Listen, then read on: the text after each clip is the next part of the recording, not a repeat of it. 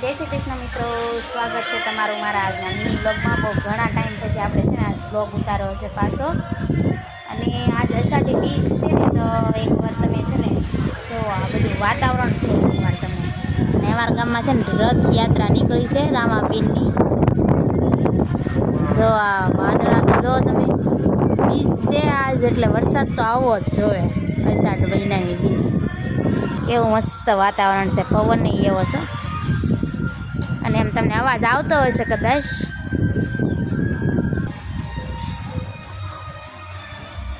પવન એવો છે પણ આમ જોરદાર જો.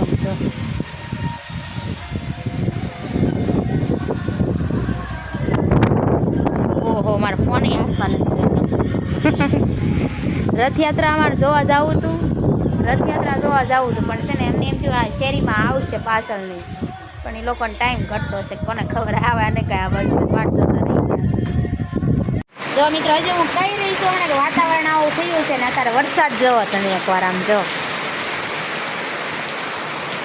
ઓહો, આમ પવન એવો છે ને વરસાદ છે હો. તમને કદાચ ફોનમાં દેખાય કે ન દેખાય ખબર નહીં, પણ વરસાદ જોરદાર છે ઘડીકમાં. રથયાત્રાવાળા બચારા બધા પલળી ગયા છે. આમ તો મજા આવી ગઈ છે.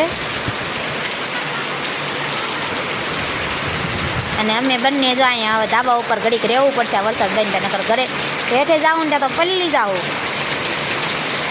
બજારમાં તો જોવો ઘડીકમાં પાણી બધું. વરસાદ એમ છે હો બાકી. ચાલો તો કાંઈક ખીર બનાવી નાખી. આપણે આ બીજ રહ્યા છીએ એટલે એકટાણ કરવા એટલે ખીર પૂરી કંઈક બનાવી નાખી નીચે જઈ.